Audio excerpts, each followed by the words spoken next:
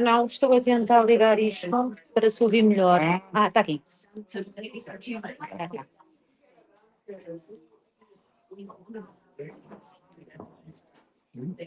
Are we good? Yeah. Can you hear? Perfect. Ladies and gentlemen, thank you so much for coming to the Positive Echo event. And you're going to learn all about what the Positive Echo is and also what it isn't. I'm Gary Coulton, and this is also my European book launch. And you're going to hear a bit about the book, and I'm going to read from it with your permission, and hopefully I won't put you to sleep. We also have Adrana and Mario, who are also going to present some very different views on how we think at different times in our lives, in different situations. And here's the challenge. You're going to take part as well. We're not here to entertain you, basically. So it's not, we're not really, well, I'm not going to be picking people out and making you do things, but you're part of the conversation, even when you're not speaking. Yeah? So I'd love you to second guess me. I wonder what he's going to say next. I don't really agree with what he's just said, because at the end, we're going to have a Q&A with all three of us. And you can ask us anything, bring your experience of life to the conversation. Otherwise, it'll be one way, and frankly, it could be very boring. The people in this room have a massive collective history, experience, insight. We have strengths, we have gaps, and sharing those things is what will bring your positive echo to the future. The world at the moment is full of chaos and a lot of hate. Our only defense is how we live and how we produce a positive echo every time we leave a room, every time we leave a job, every time we leave a relationship, and at the very end, when we leave this life. What's the echo we wish to leave? And it all came from the question I was asked by my late father. He died in 2000 of esophageal cancer. Not a nice way to go. But 2 weeks before he died, he had meetings with close members of the family, one-to-one. And partway through the meeting with me, he said, Gary, who do you want to come to your funeral? And what was it you did for them that would make them want to come? Just let that sit for a minute. Who do you want to come to your funeral? And what was it you did for them that would make them want to come? Now, I'd be dead, so it wouldn't matter whether they actually came or not. But while I'm here, I'd quite like them to want to come.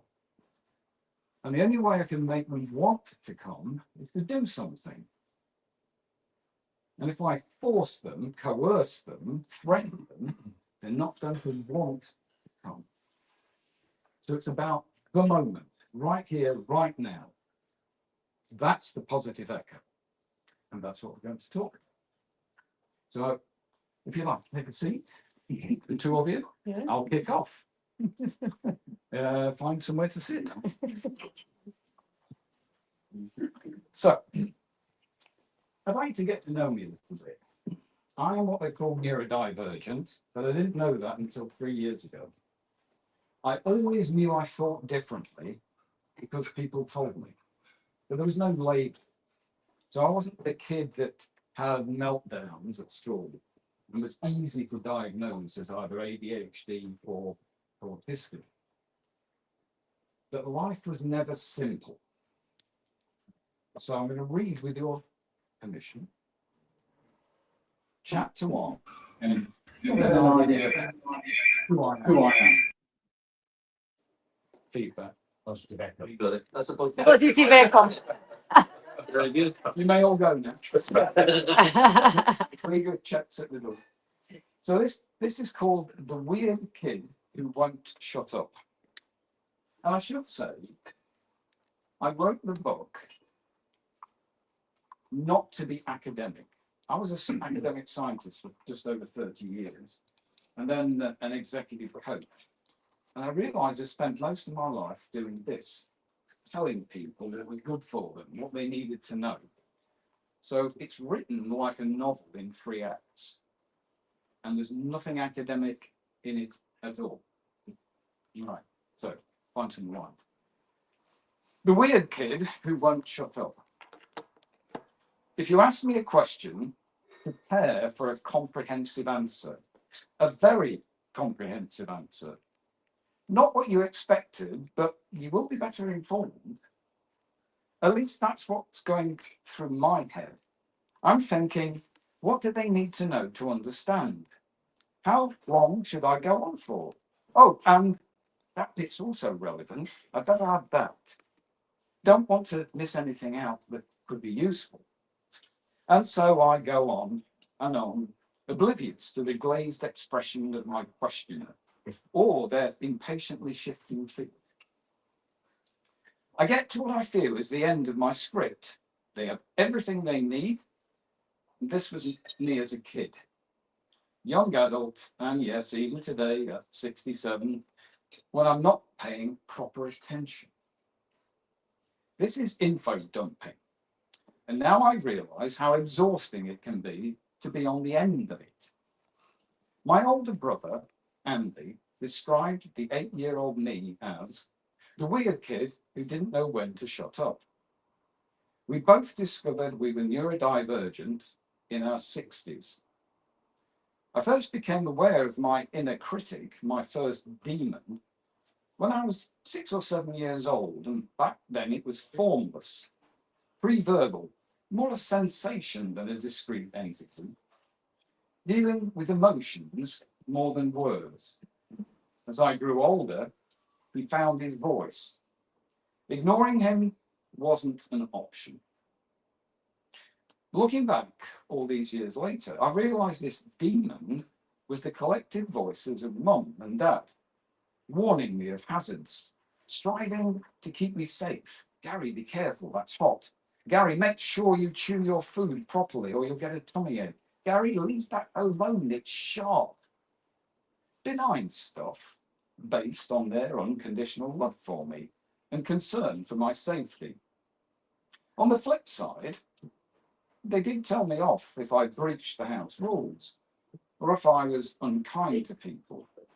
It was their loving desire to protect me from risk, the unwanted consequences of my behaviour that made them criticise me.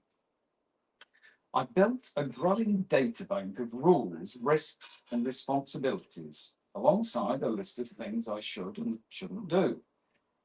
I admire my parents for giving me this framework, for living a good life. Even so, it coloured the way I thought and behaved in unpredictable ways.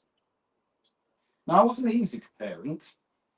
When I was a toddler, they positioned my cot more than an arm's length away from the wall of my bedroom.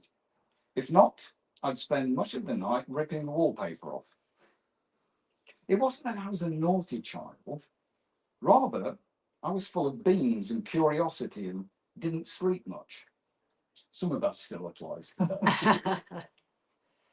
I could also be a handful to take out. When 2 or 3 years old, Dad would carry me in his arms onto the bus. In those days, they were electric trolley buses powered by overhead cables. I still recall the rattle of the paternoster sliding over the wires, the peculiar acrid smell of ozone as they sparked across the joints. And smelling ozone now, I'm a little overwhelmed as I'm transported back to sitting in a trolley bus. Anyway, I had to have my arms pinned to my sides as we got on and off the bus because I loved pushing buttons. And by the way, I still do. The most attractive were the red buttons people pressed to request the driver to stop us in the bus stop. Unless restrained, I'd push all the buttons from my seat to the exit at the back of the bus. Dad would get embarrassed and angry. Not only fixated on buses, I love the emergency stop buttons on escalators and lifts. I was, and still am, fascinated by how things work. At the age of 3, I walked with my beloved grandma to visit the fish counter in our local cooperative shop. The Cavendish, as it was known, was a parade of handsome Edwardian shops with dark wooden framed windows. I enjoyed pressing my nose against them to see inside. An ornate cast iron and glass awning protected shoppers from the elements. One day, with my mind distracted, as it often was, I walked face first into one of the supporting iron pillars. I remember the clamping pain in my head, made worse by the embarrassment of making a public spectacle of myself. Grandma was, by all accounts, jolly and a physically imposing woman. From photographs of the time, I'd describe her as more handsome than beautiful. She was quick to smile, and my fleeting memories are of her clamping me to her ample bosom and feeling safe, loved, and warm. She had an infectious smile and walked with her head back with an air of confidence. Mum recalled family trips to watch Derby County at the packed baseball ground with Marge, Grandma, levering her way through the crowd, crying, "Excuse me, please." The rest of the family moved single file behind her until they all found a good view. She died when I was 4, so my memories of her are vague. Anyway, Grandma talked to the fishmonger. He was in the typical uniform of the time, black gumboots, white cotton trousers and coat, all topped out with a white canvas trilby hat. No doubt, Grandma was negotiating the best price on a piece of cod or haddock for our tea. He stood holding a sheet of white paper in which he would wrap our purchase. Now, Grandma's mistake was to let go of my hand as she rummaged in her purse for the required amount of money. For a second, I was left to my own devices. Looking around, I became fascinated by a small, round cork bung protruding from a hole in the side of the marble table, supporting an amazing array of fresh fish. The bung was at my knee level, close to my hand. It would have been rude not to give it a tug. Now, Derby is as far as you can get from the sea in the UK. Every day, a direct rail line from the major fishing ports of the North Sea brought fresh fish. As a result, you could buy fish and shellfish of almost any species. My dad's grandfather was a fish hawker, selling door to door from wicker baskets carried across his shoulders. My eyes locked onto that bung, wondering what it could be for. This was back in 1959, before the days of large refrigerated counters. Fish lay on beds of crushed ice with salt. The ice came from a factory about 2 miles away from the Cavendish and was delivered daily. It would last until the shop closed at about 5 p.m. Of course, over time, the ice melted and took on a strong fishy smell. As it melted, it ran into channels along the front of the counter and then on into a large tank beneath. Over a day, the ice was topped up, with only the bung holding back the many gallons of by now stinking water. When the shop closed at the end of the day, the fishmongers moved the fish to the big walk-in cold room. The bung was removed and the fishy water sent down the drains via a rubber hose inserted into the bung hole. Now, as you imagine, at the age of 3, I wasn't privy to all this, the daily routine, nor understood the bung's function. So in the spirit of discovery, I tugged at the bung. After several good heaves, it came loose, releasing many gallons of putrid fish water across the floor of the shop and over everyone's shoes. My mortified grandma pulled me away from the shop. I looked back over my shoulder to observe the consequences of my experiment. I'm sure I received a good talking to, but never hit. My beloved grandma disapproved, and that was enough punishment for me. Then came Mum's disappointment and no fish supper. Curiosity lies at the root of my lifelong passion for asking the question, what if? It also explains my primal need to please people, to avoid their disappointment when an experiment goes wrong. I push the boundaries of my parents' patience, receiving their admonitions whenever I did. At the same time, I so much wanted to be the good boy.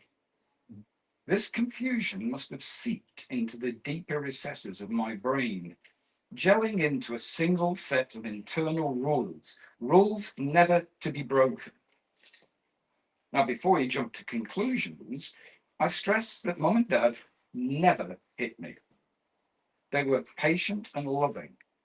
I suspect their desire to give me a good start in life added to my natural predispositions to please and overreact in response to criticism, laying the foundations for the emergence of my first internal demon.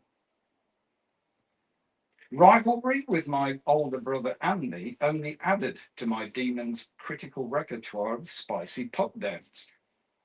He, Andy that is, and I developed an early mutual disrespect to the point where, when I was 8 and he was 12 years old, we sat on opposite sides of the living room, banned from talking to one another. You see, even at a very young age, I had a busy mouth on me. Andy took a more direct physical approach to sorting things out between us. Up until I was 4 years old, we lived in what is known in Britain as a 2-up, 2-down terraced house. It had no indoor toilet or bathroom. The only hot water came from a coal-burning black-leaded kitchen range. I was a sickly kid much of the time, suffering from bronchitis. I remember hiding between the leaves of our gate-leg oak fold-down dining table, trying to avoid Dr. Joyce, our GP. You see, I'd refused point blank to swallow penicillin tablets. So here he was with his enormous syringe full of the thick, milky drug. Mum had promised this would be the inevitable consequence of my resistance. It hurt far worse than the wasp sting I'd received only a month earlier. Now, Dad installed indoor plumbing in the bathroom. Before that, one of my earliest fuzzy memories is of bathing in a small zinc bath, warmed by the ruddy glow of the front room fire. Mum wrapped me up in a warm, fresh towel and hugged me dry. I still love the rough sensation of a freshly laundered towel on my skin. These are clues, by the way. I was a few months shy of 5 years old when we moved away from St. Thomas's Road, but shortly before we did, Andy recalls, with relish, pushing my forehead through the kitchen window, breaking it into a million pieces. The window, that is, not my head. I'd knelt on a wooden dining chair, leaning my elbows on the windowsill, looking out at my parents in our cobbled yard. I watched them lift lines of cobbles and dig a trench, which would become the first garden we ever had. Having had enough of my sarcasm, Andy pushed the back of my head, intending, he said later, only to bounce my forehead against the pane for dramatic effect. His grasp of physics back then wasn't his strong suit. How I didn't suffer life-threatening facial laceration was beyond anyone's comprehension. The smashed window and the growing bump on my forehead would have been hard to ignore. But for whatever reason, I didn't tell tales. I expect Andy received a parental tongue lashing, but the details have become vague with time. Andy went on to specialise in a range of Big Brother direct actions. Notable were his forthright criticisms of me and my various childish limitations. And at the age of 5, they were extensive. My embryonic demon listened, emerging from the collective impacts of thousands of inputs and events like these. Much of it was benign, intended to protect me. Some were more destructive, sabotaging my self-worth. It turns out I wasn't cut out for the hurly-burly of school life. By the time I was 7, I sensed a definite change in my maturing demon. The voice had become a definite he, gaining strength and a supercilious character. It acquired a broader range of tools and skills with which to attack my confidence. He chipped away at my tender self-worth and fragile bravery. In infant school, he said, and by the way, sidebar, whenever I talk about the demons in my head, this is a real conversation, 2 ways, as if we were having a conversation. So the internal world and the external, there's no barriers between. So this is what he said. I do not know why you bother finishing that picture. You have never been any good at drawing. What are those other kids saying about you? Are they laughing at you? I'd listen and believe him. To this day, I can copy pictures, but ask me to draw from imagination or real life, and I stall within seconds. To the echoes of his voice in my head. It's a painful experience, as I pride myself in my creativity, as you can tell. I thought I was abnormal. No one else had a voice like him in their heads, so I kept it secret, festering for decades. He gained dominance over how I thought and behaved, developing a broader critical repertoire and ever louder voice. Like a growing black hole in my head, he absorbed criticism from all kinds of real-life people, my parents, brother, friends, enemies, teachers, and girlfriends, synthesizing them into a single overbearing voice. He'd appear when I was alone, even when I was only contemplating doing something. It was as if my mind had created this one big voice, my inner saboteur, with a hair trigger. He gained strength daily. No one is to blame. No one intended for this to happen. No one could have predicted how it would end. How could they? It all went on in silence. My secret, hidden, shameful. Over the years, my demon added cajoling and threatening, directing my imagination towards the direst of outcomes. I assumed it was me. My mind. I listened and absorbed. What began as an amorphous feeling became singular, concrete, a distinct and troubling character.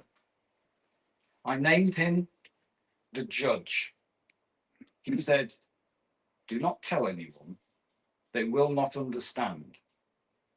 I told no one. Better that way.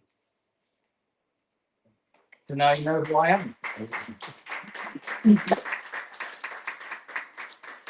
So we have a very fluid arrangement to this afternoon. So having read that, I'm wondering if there are questions that you'd like to ask me, or you can ponder on things for later. What will happen is I'm going to invite Adrana to talk about her area of expertise. And then Mario will talk about his. And then the 3 of us will get some chairs and join in with you with a conversation. And then I have one gift I'd like to give you, and I'll preface it now.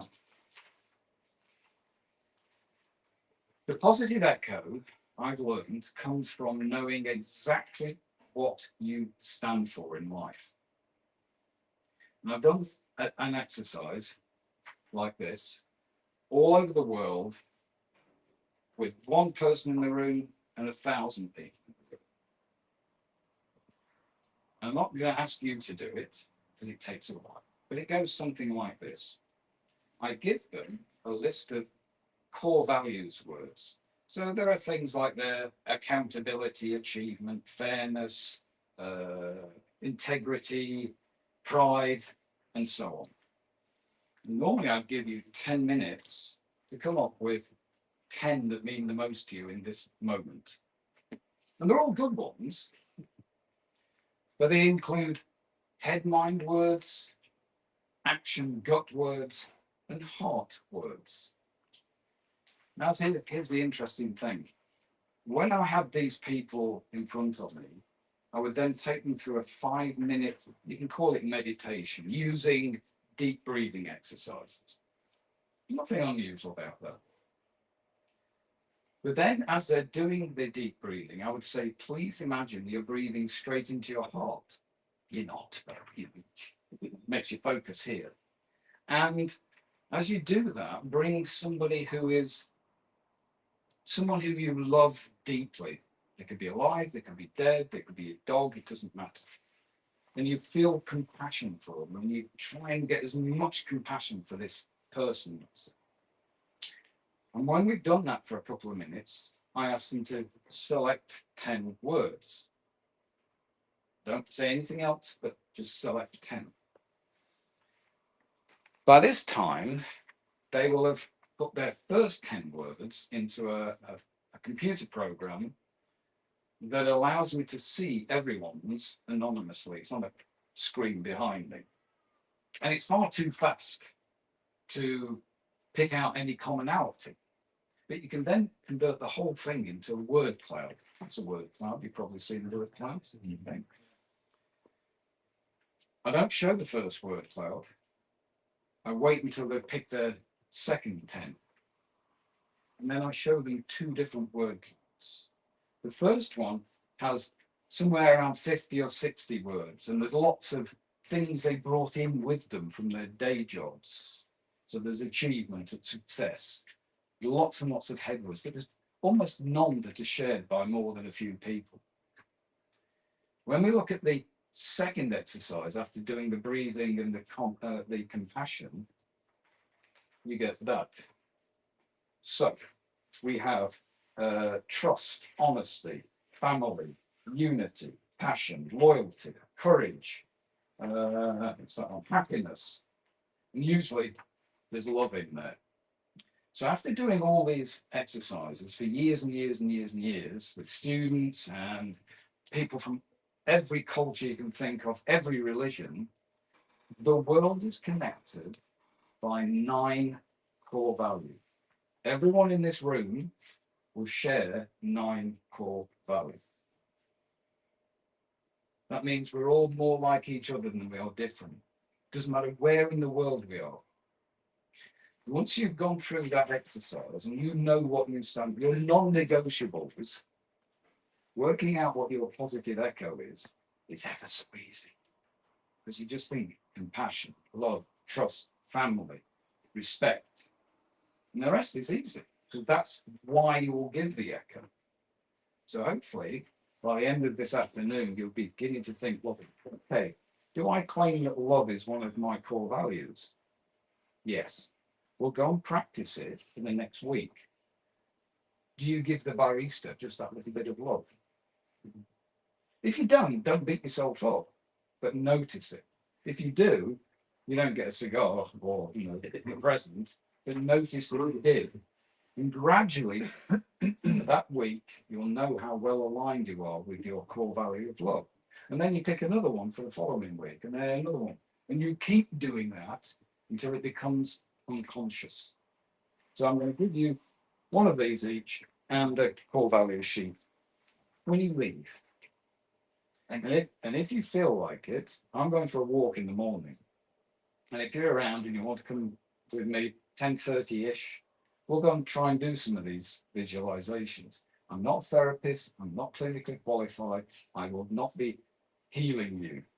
We'll be friends out on the beach, taking a walk and investigating what our respective positive echoes might be. That's it for now. Okay. Do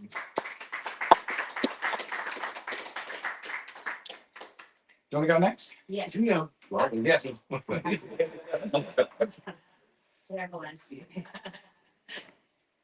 I can have a drink.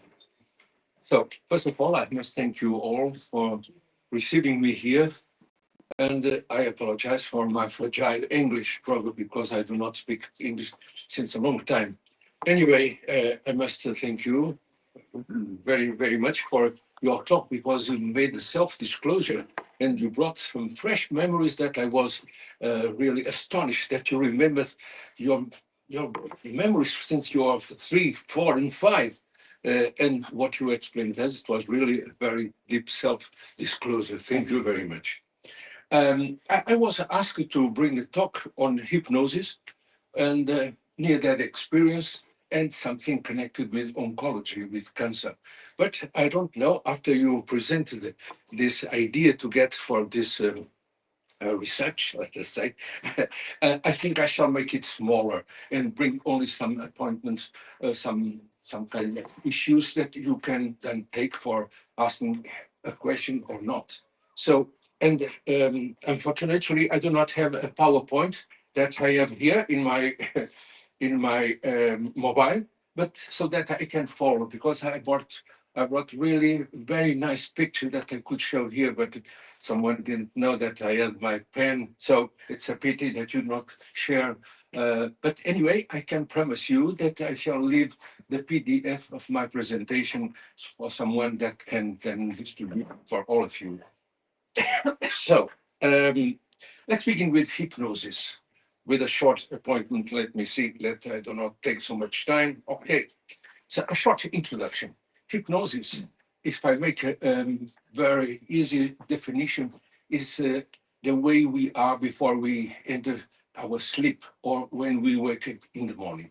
This 5 minutes where we are listening to the people doing some noise in the kitchen, the television, but now I'm seeing some images in my brain just in entering my sleep or awakening. That is hypnosis. So we can say in a very easy definition that hypnosis is a kind of somnolence that we, all of us, 2 times a day, we enter in hypnosis. Of course, only for 5 minutes, 10 minutes. So this is the most easy definition that I can bring for you so that we can go on talking. And that was then when we came back to 2003 years ago. So we knew that this was used for therapy. People went to the temples in Egypt or in Greece and they told to the priests what they were suffering. And they entered there in these sleeping temples, and the priests come and say, tomorrow you shall feel better. Your pains go away. So they were using hypnosis in these 5-10 minutes before entering the sleep. So you see, it's a very old procedure to treat people. And then we brought it in the modern days to our therapists. This means that we are not only made of body or substances, but we have a mind, we have consciousness. And when I bring the word consciousness, then it's as well very difficult to make a definition. Consciousness, a very easy definition, is the totality of my psychic life. And if I can make you a better approach, if you remember when you go to a yoga gymnasium,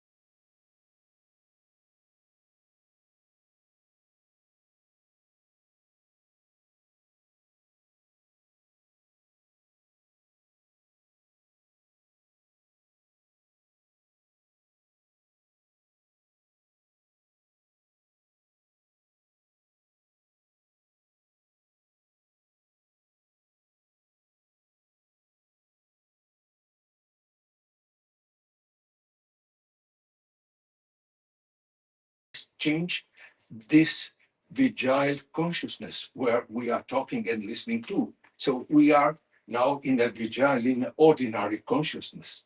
So, but dream and sleep, it's a kind of altered state of consciousness in relation to this one, but they are physiological, they are normal. So I knew that I could then change this ordinary state of consciousness using a lot of procedures, let us say with psychedelics, with meditation, with hypnosis, with some postures. So you see that all along the times, different civilizations were using different ways of changing this ordinary consciousness to get further and to amplify what they could get. Of course, what they could get, it's something that personal. But then we came to a group of persons that were so amplifying their conscious and sharing their experience. And then we got to a point where we have some intersubjective experience. So it seems that we, the other, we are saying nearly the same things. It seems there is another reality which each of us can access. It's interesting, this point of view. So if we share an altered state of consciousness produced by psychedelics, by hypnosis, by meditation, we attain some kind of constructs, some kinds of realities that are quite similar to each one of us.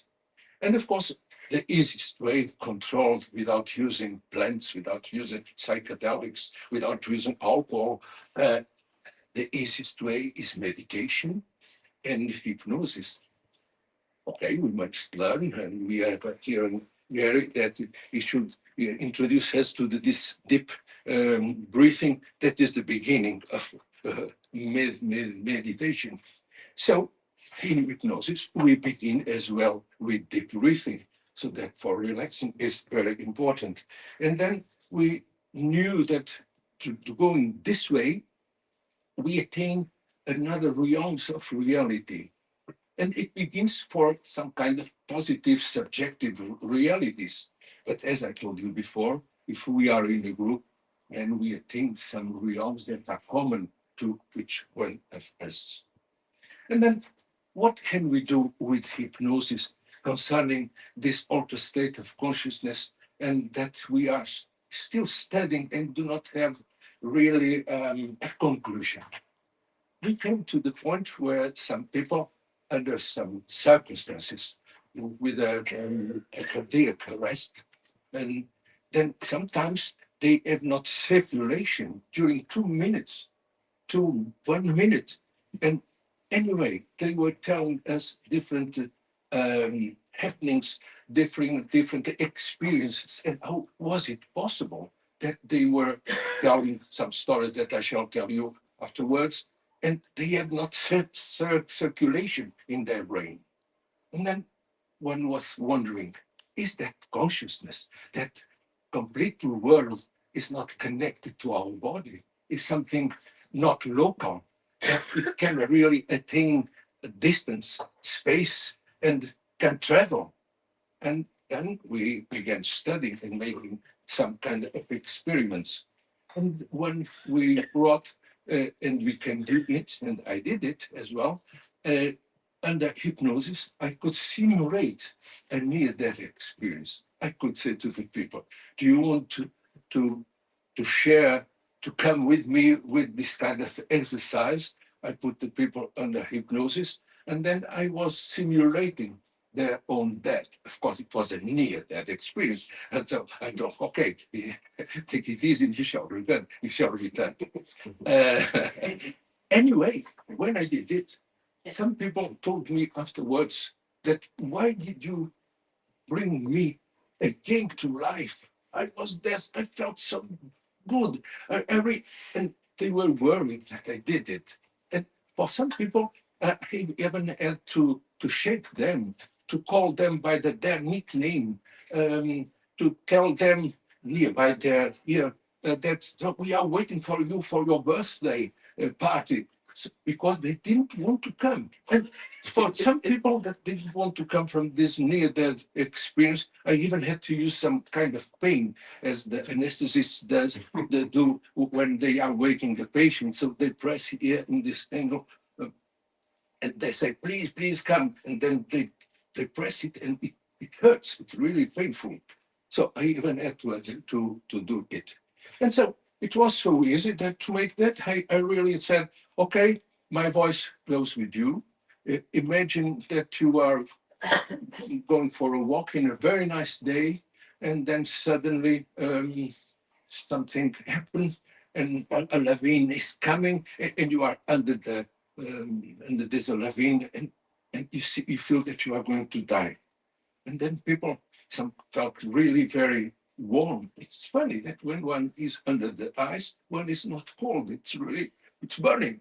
And they were telling me this was really amazing that only the imagination brought even experience they never experienced. And then, okay, then I said, but you are lucky. Some people heard something and come here with these San Bernard dogs and took you to a cloister where you were treated and waked up. And then, but there you were not really here still, and you were just looking at you down in the bed. And so you were surprised that, what am I looking my body there and not here near the ceiling?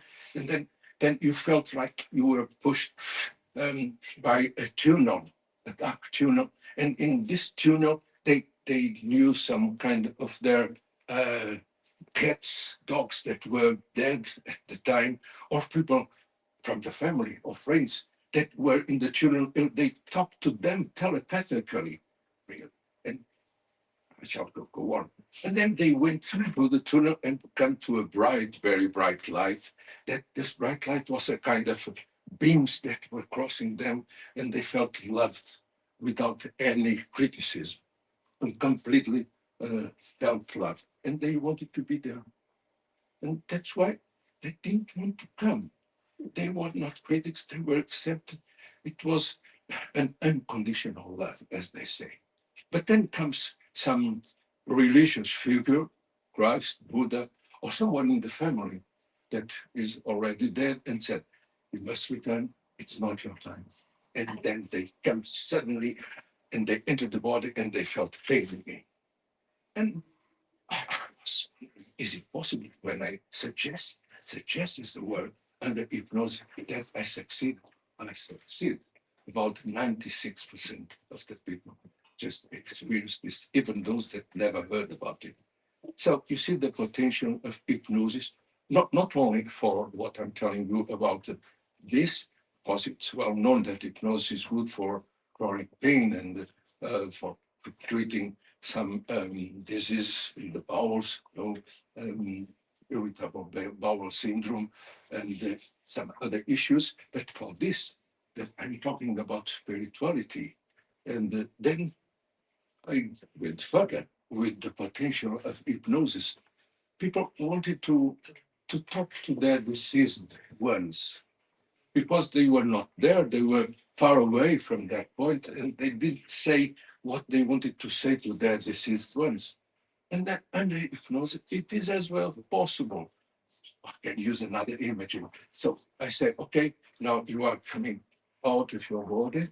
You go in a kind of avatar, everyone knows it from the movie. And so you are just going fine and fine. And you go to a frequency of, let us say, 91.4. And then you emit some thoughts for your deceased ones. And it catches it and it starts descending, and you meet at this frequency. And then they tell to me, well, I'm seeing the light is coming. It's coming more and more right. Well, now it's becoming a figure, a human figure. Well, I recognize it. And they recognize their father, their daughter, their mother, that they didn't say the last words when they were deceased. And they talk. And I'm just listening to their talk like this. And they say, they weep, okay, they weep, and they look like this and that. Afterwards, they come and ask me, doctor, was it real? Was it imagination? And what can I say? I just asked this. What's the best? How do you like to to evaluate it. And they say, well, I would like to say that is real. Okay, take it. So I don't say that is real or not. And so you see this potential of hypnosis, that's what I'm talking here from workshops that I do. And of course, we could go one further with this kind of spirituality, even traveling to the future as well. We can travel to the past. So it's a potential of the altered states of consciousness. And I'm telling you about hypnosis, but as I told you, meditation, psychedelics, the same issues.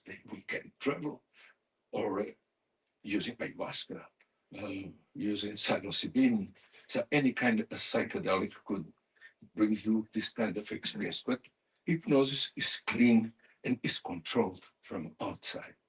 So I'm looking for my PowerPoint that I had with nice picture that I could not.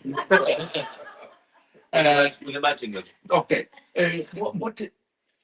What happened afterwards? After the person has this kind of experience I described to you, there is a change in their life, a really completely change. They do not care anymore about materialistic things. They do things for the others with a kind of altruism for the others. Even sometimes, that is strange, they feel a kind of healing touch. And when they look for someone that is complaining like this, they put their hand and the person says, well, I'm feeling better. There is some kind of these issues in people that were passing through this kind of experience.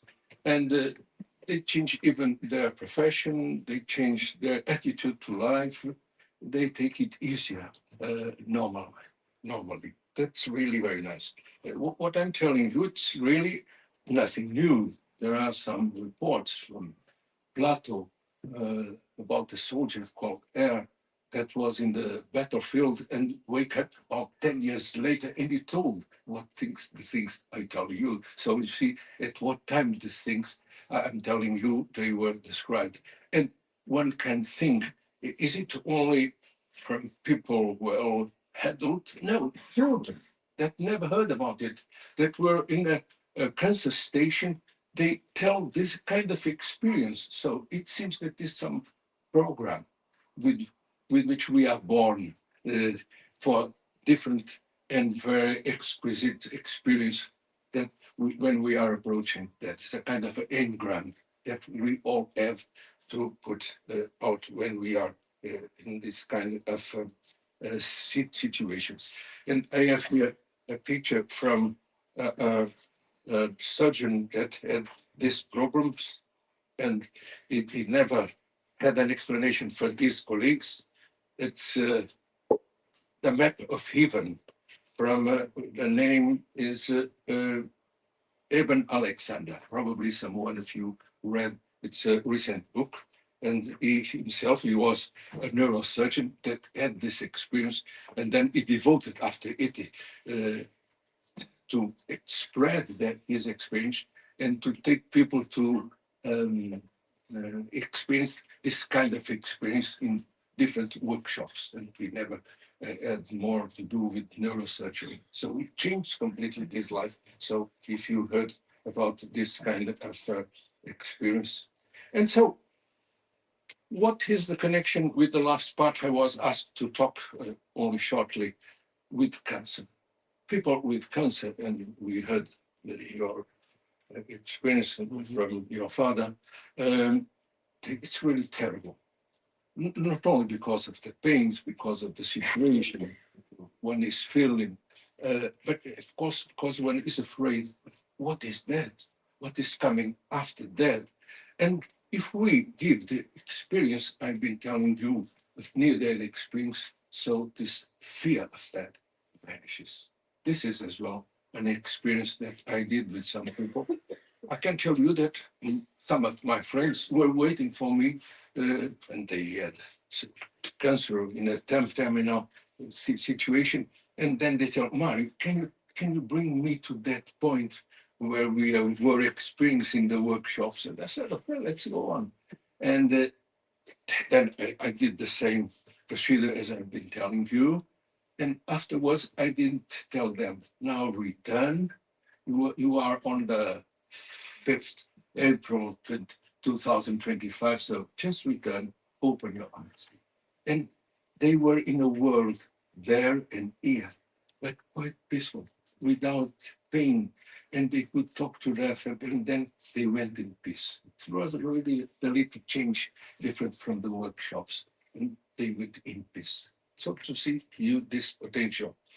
Of course, not only we use it to treat the fear of death, but as well, as I told you before, for treating pains, or even for treating some issues connected to cancer. When they have a tumor like this, let us say in the lungs or in the bowels, we can bring them under hypnosis to imagine.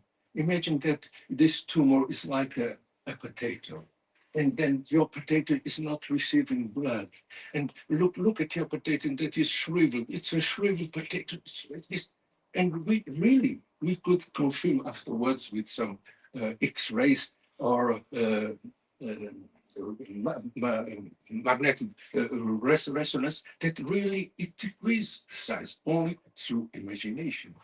So you see the potential that I tell you for what we do with this kind of altering consciousness in a controlled way, and the potential that we have not only for experience I've been telling you, but as well for treating some issues of cancer.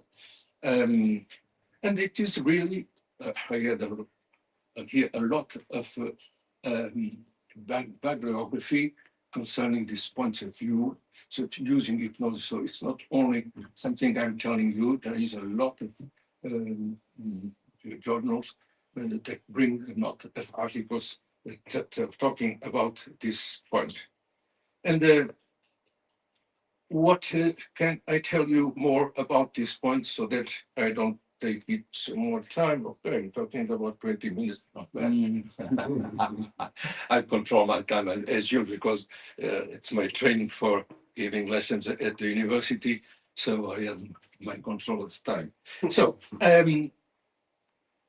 we now are in a point where this kind of procedures I've been telling you are only reaching a little part of the university teachers, professors, because hypnosis had a bad name, because when you see it in a stage or in television, people are afraid. That is like, oh, well, so if I lose my control, can I be like a chicken like this, or eating onion and thinking that I'm eating like this? So people were criticizing hypnosis and do not believe it because, and sometimes people tell me, so, well, I only know a little bit of hypnosis. And I said, no, stop there, stop that.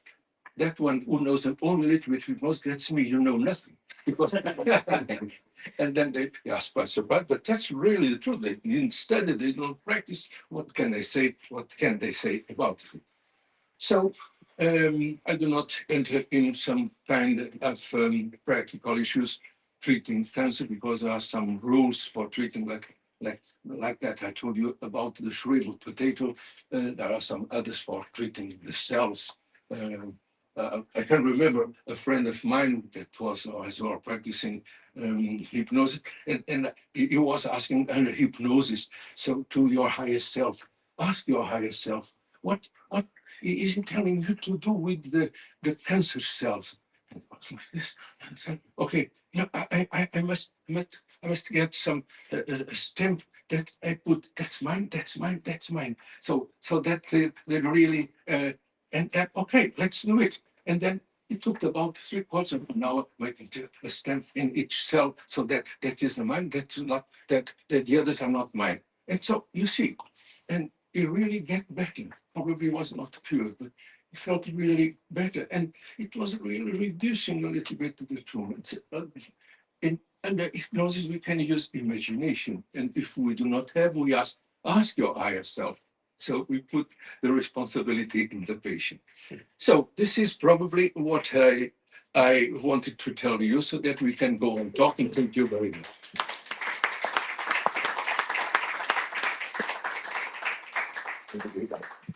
I'm not going to read the chapter, but I was sat there listening to you. Yeah.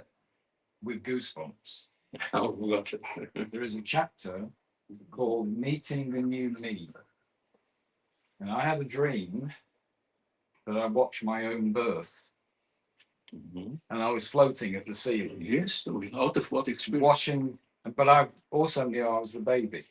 This is, yeah, you know, talk about shared consciousness. All right, thank you very much. Thank you. And now we move on to Adrana. Hello. Try to be brief because he's mastered, yeah. So it's a little bit.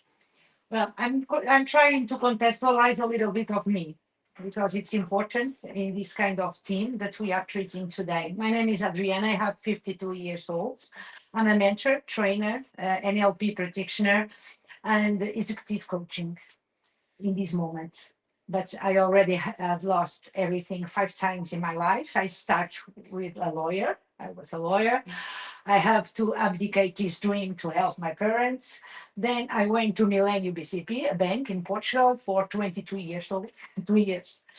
And then my husband died with cancer in 2004 and left me a company of social media.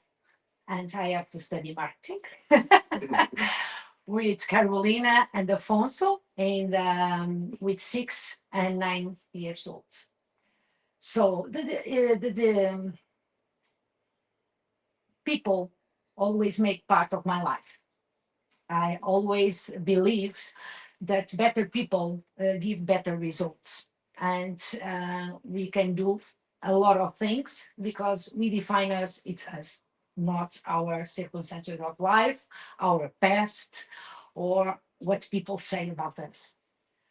But life is running, so at 50, I discovered that my son and daughter said, now you discover your place. So I start with coaching, certificate in coaching and perineal protection. And in this moment, I have 4 labs, my son and my daughter, NLP, and my brand, that it's Make a Change, Faz a Tua Mudança, to help people and companies, organizations, teams, maybe for the pain that I have in the company that my husband left to me, that we can do better. Every one of us have a mission of this life. I believe that. I believe that everyone can leave a legacy. We don't have to be Teresa de Calcutta, Barack Obama, Oprah. We don't need to that. We need to find ourselves, our identity. It's why in these 3 years, with a lot of investment, with a lot of knowledge, I discovered a method in my brand that it's the method M of change that goes a little bit of Gary and Dr. Mario, because we learn hypnosis in NLP.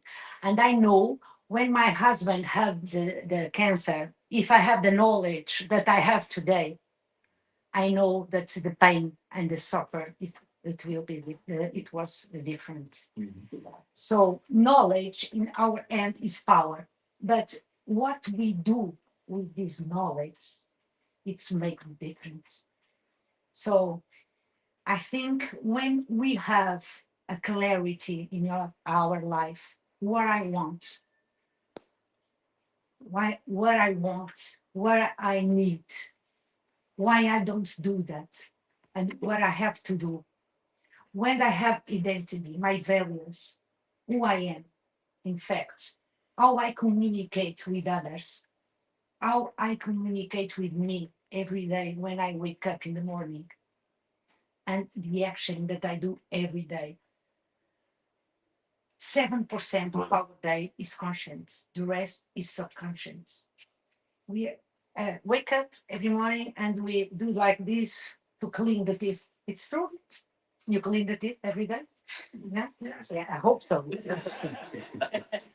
Imagine, I say to you, I give you $1 million next week if you don't clean like this and you clean like this. What you do? I'll try, but I'll probably fail. No, no fact. Because we are animals of habits. So the repetition, repetition. Sorry, my English is all the way across. If you don't understand something, tell me. If you try to do this every day, it's 1 million, darling. I know, right? It's 1 million, darling. Okay? Every day, believe it. In the end of the week, you clean, and your subconscious, it's a new you.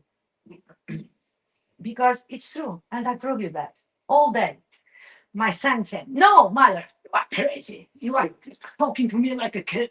No, Afonso, if you do like this, well, I'm going to try. Okay. You want to win a game, you know? I'm not so good. The other is better. Okay. Why you don't put in your room what you want? Visualize. Okay. And training.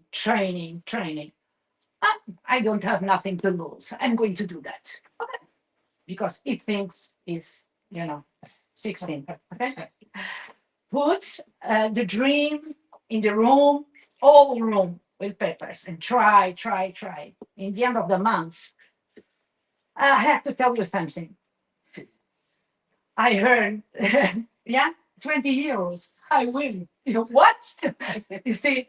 So I believe in that. I believe that our thoughts, knowing our emotions, we control our life. If I wake up in the morning, okay, I'm a failure, I'm fat, I'm ugly. We are ugly, okay? But if I change my states, if I make a progress, I can do better for me and for the others. NLP, I believe with all my strengths that have to be in schools, have to be in our day life, in companies, in teams, to communicate better, to be more productive, to be more happiness to life. Because it's so easy to behave father, the government, the mother, everyone. If you look around, say the fault, it's never us. It's why the clarity it's so needed in our life. I have people in sessions that when I ask what I want, what you want, why you want, they start crying because they don't know what they want. I want mommy, Vani, to go to work. You okay? And more? I don't have dreams. I don't have goals. We are more than this. And it's why I believe that we make our destiny. We make our life if we have the right tools and the intentions to change. Because the change comes from here. You don't change nobody if they don't want to change. It's impossible. Sorry. But if you need that, if you have the right tools, and NLP have these tools, we can change a life, we can change our thoughts, our habits, and be more for us.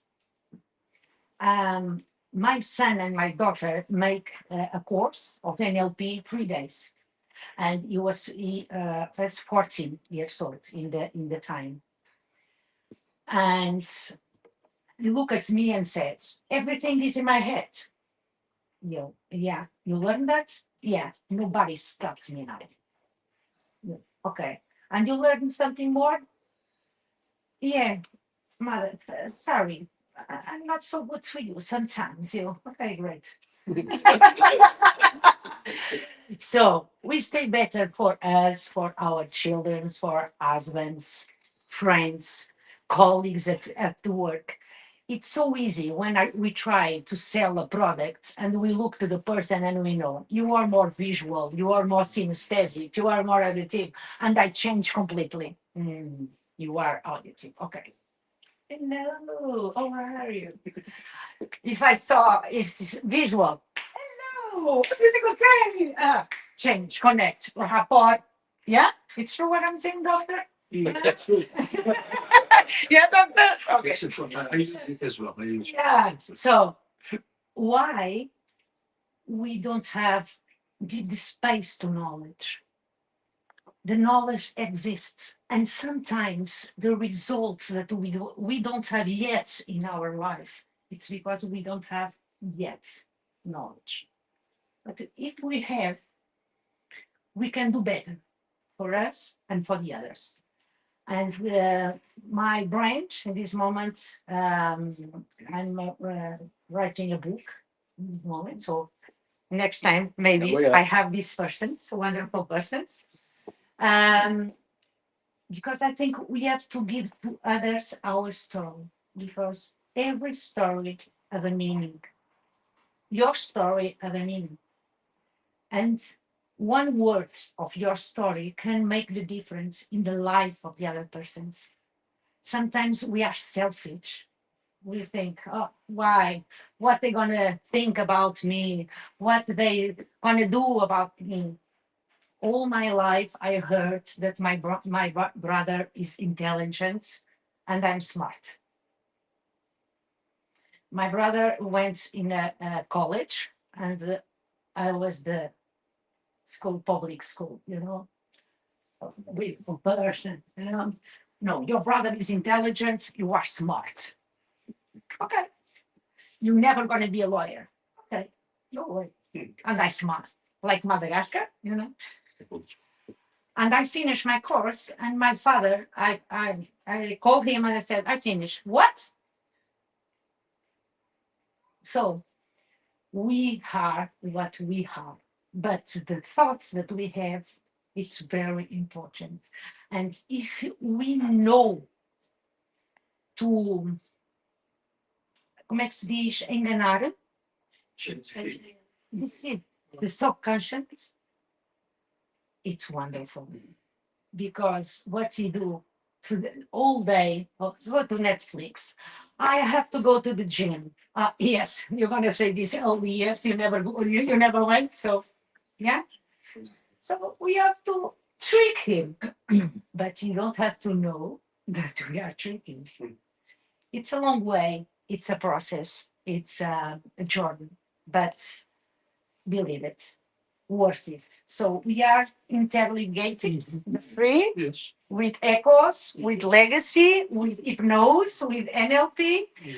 And I think this is wonderful because life will be better if we open our mind to knowledge, to this, and to NLP. Thank you a lot. It's a pleasure to be with you.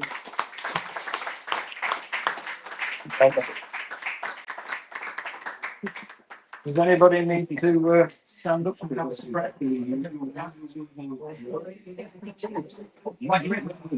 you're in the airplane, you've been sitting there for an hour and you're spreading.